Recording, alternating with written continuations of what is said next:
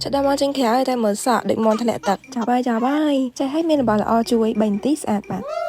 Hello អ្នកនរគ្នា this is Sammy Dairy ថ្ងៃនេះតោះមកកាក់សាក់ហើយចាំមកណែនាំជាមួយនឹងម៉ាស៊ីនផ្លុំសាក់ដែលខ្ញុំតែងតែប្រើម្ដងណា the best quality មកឲ្យមកពីប្រទេសកូរ៉េផ្ទាល់អញ្ចឹងចង់ណែនាំម៉ាស៊ីនផ្លុំសាក់របស់ Hyundai នេះហើយម៉ាស៊ីនគេជួលទៅណាព្រោះว่า Blackpink ត្រូវចិត្តខ្ញុំហ្មង fan Blackpink អីទិញប្រើអត់ខុសហើយស្រួលប្រើខ្លាំងតែអ្នកនរគ្នាហើយនេះយើងគ្រាន់តែដាក់មកគឺវាឆក់ហ្មងស្រួលណាអញ្ចឹងយើងដាក់ក្បាលតប៉ៃចាស់គឺស្រួលក្នុងការផ្លុំមែនតើអញ្ចឹងប្រឈរក៏បានចង់តប៉ៃក៏បានយើងស្រួលសោកតាមក្នុងសាក់អីអញ្ចឹងណាអញ្ចឹងខ្ញុំតែឲ្យអ្នកនរគ្នាមើលថាវាល្អប្រើរបៀបមិនខ្លះ